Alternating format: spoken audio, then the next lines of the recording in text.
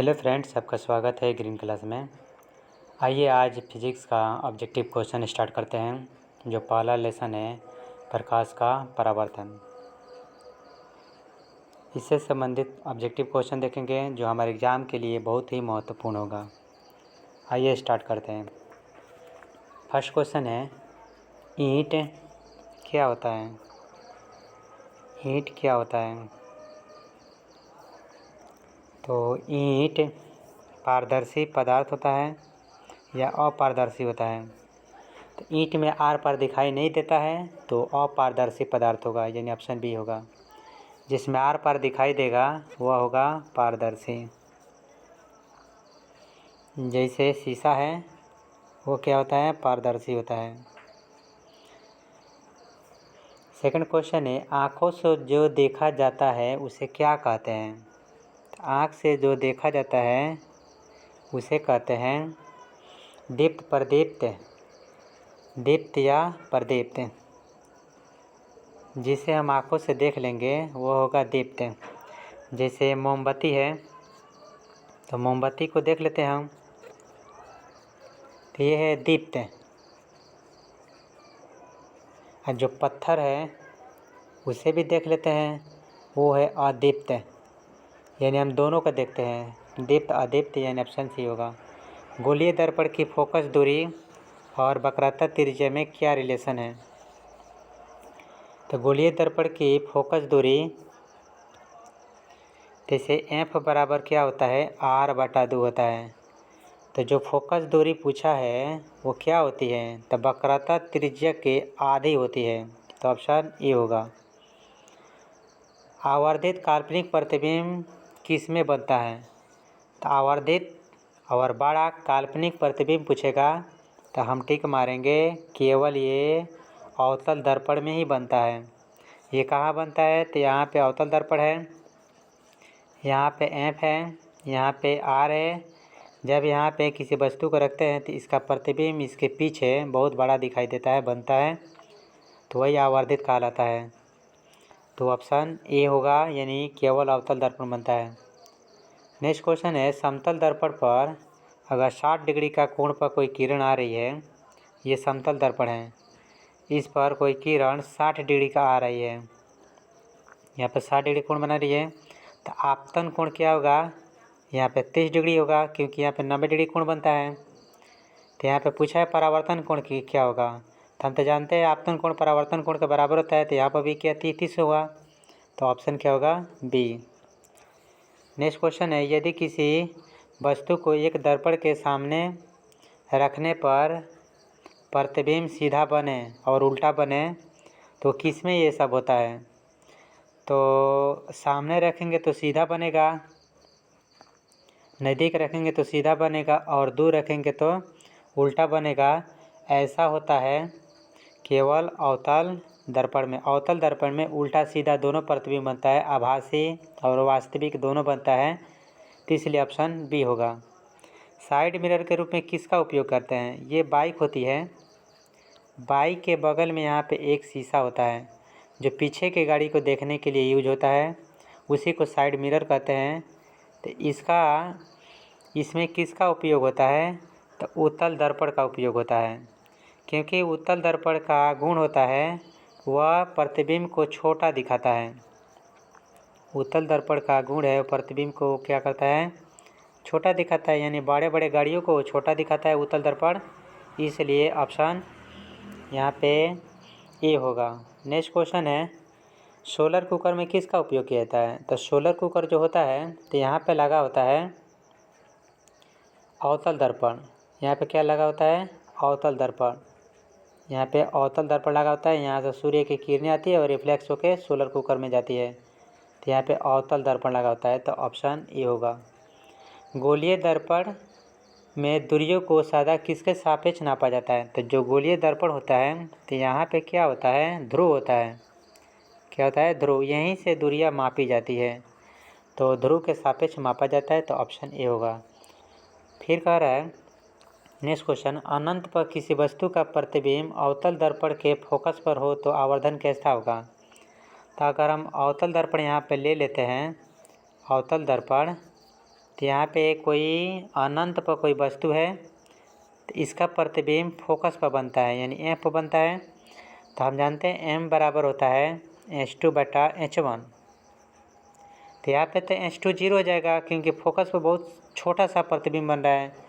तब जीरो में जब H1 से भाग देंगे तो क्या आएगा, m के मान जीरो ही आएगा। तो ऑप्शन यहाँ पे ए होगा। नेक्स्ट क्वेश्चन है, सर्च लाइट में किसका उपयोग किया जाता है। सर्च लाइट में किसका उपयोग किया जाता है, जो सर्च लाइट होती है उसमें किसका उपयोग करते हैं। तो यहाँ पे अवतल दर्पण होता है, यहाँ अंदर लगा होता है वो क्या होता है, अवतल दर्पण होता है। तो ऑप्शन क्या होगा, बी होगा। केवल आभासी प्रतिबिंब किस में बनता है, तो उत्तल में केवल आभासी प्रतिबिंब बनता है तो उत्तल होगा। समतल में भी बनता है तो समतल और उत्तल दोनों होगा, यानी ऑप्शन डी। समतल और उत्तल यहाँ पे दोनों दिया है तो ऑप्शन डी होगा।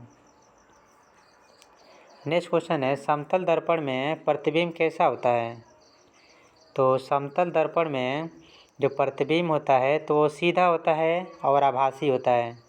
तो आभासी और बराबर ये दोनों होगा, यानी ऑप्शन डी होगा। नेक्स्ट क्वेश्चन है, दर्पण के सामने आप जितनी दूरी पर खड़े हों आपका प्रतिबिंब सीधा ही बनता है तो क्या हो सकता है, समतल या उत्तल हो सकता है, क्योंकि इसमें यही दो दर्पण हैं जिसमें सीधा प्रतिबिंब बनता है तो समतल और उत्तल दोनों होगा। नेक्स्ट क्वेश्चन है, प्रकाश के परावर्तन के नियम कितने हैं। तो प्रकाश के परावर्तन के नियम दो होते हैं। पहला नियम है आपतित किरण, परावर्तित किरण तथा आपतन बिंदु पर खींचा गया अभिलंब तीनों एक ही तल में होते हैं। दूसरा नियम है आपतन कोण परावर्तन कोण के बराबर होता है। नेक्स्ट क्वेश्चन है, किस दर्पण में बड़ा प्रतिबिंब बनता है। तो वही क्वेश्चन आया, रिपीट किया, आवर्धित प्रतिबिंब किस में बनता है, तो अवतल दर्पण में बड़ा प्रतिबिंब इसी में बनता है। फिर यहाँ पे पूछा है एफ और आर में संबंध, तो एफ बराबर क्या होता है, r/2 होता है।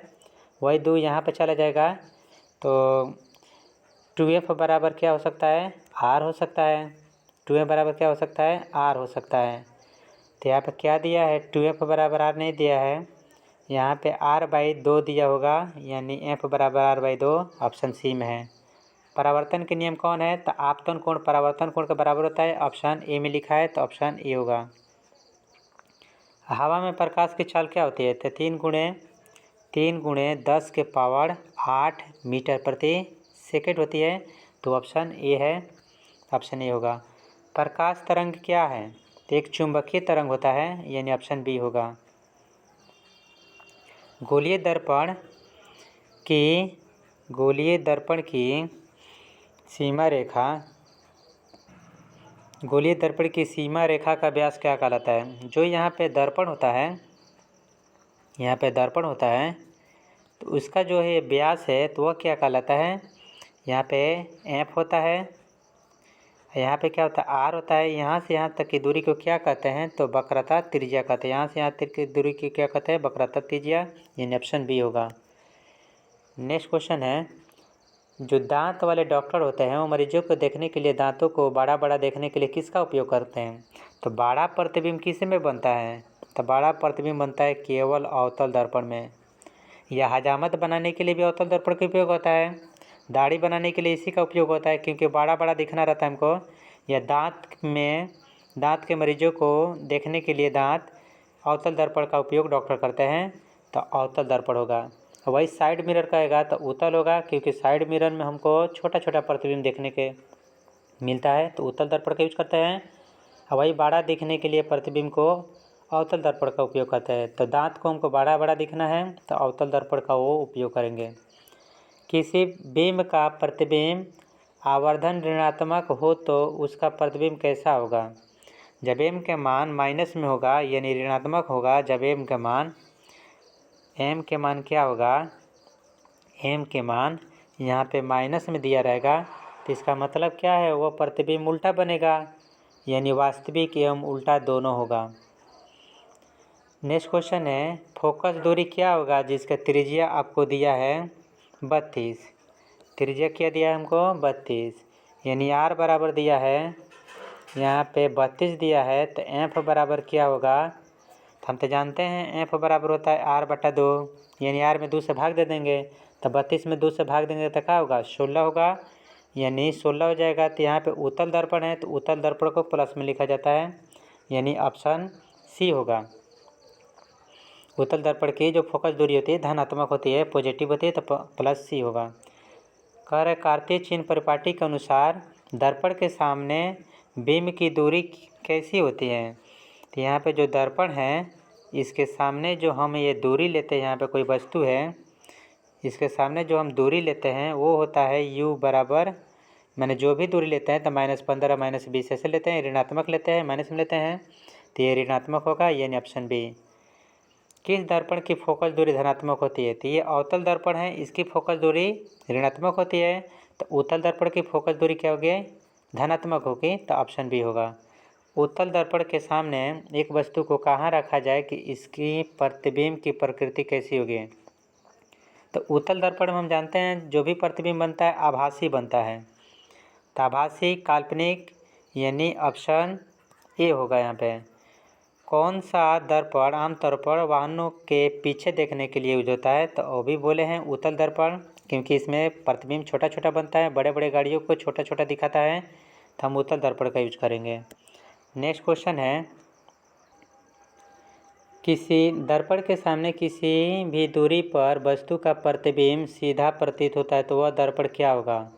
तो सीधा प्रतिबिंब बनेगा तो वो बनता है केवल उत्तल या समतल में बनेगा, यानी ऑप्शन बी होगा। उत्तल होगा या समतल होगा उसी में आभासी एवं सीधा प्रतिबिंब बनता है, तो ऑप्शन यहाँ पे बी होगा।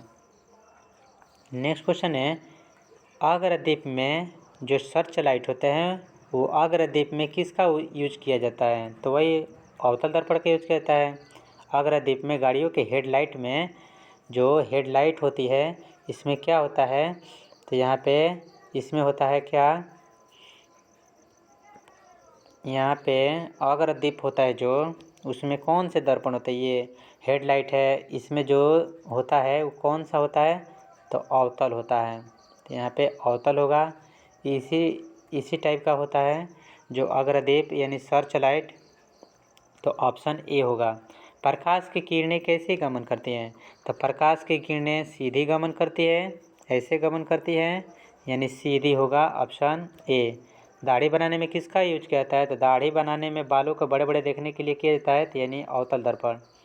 समतल दर्पण में फोकस दूरी कैसी होती है, तो समतल दर्पण की फोकस दूरी अनंत होती है, यानी ऑप्शन ए होगा।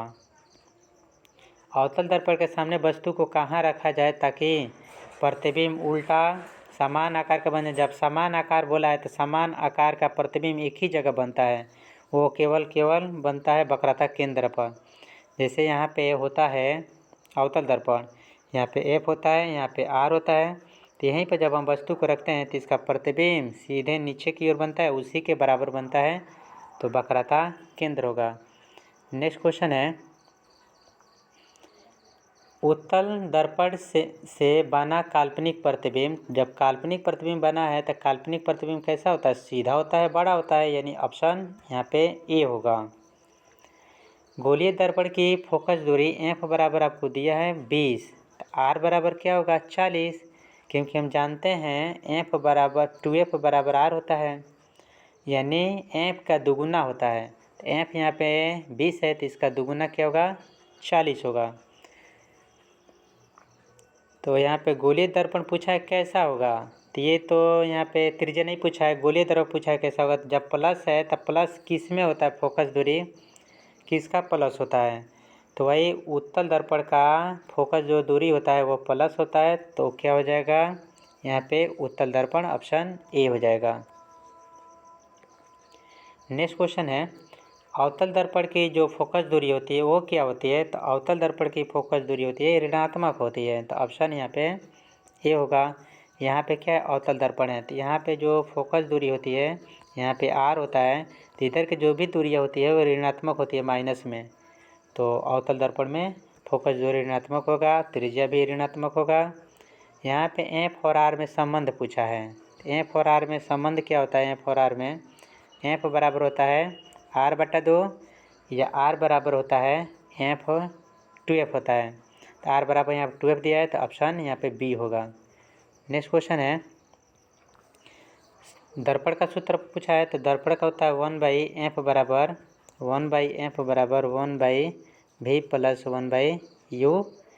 तो एफ कहाँ लिखा है, यानी ऑप्शन डी में लिखा है 1/v प्लस 1/u बराबर 1/f, ऑप्शन डी होगा।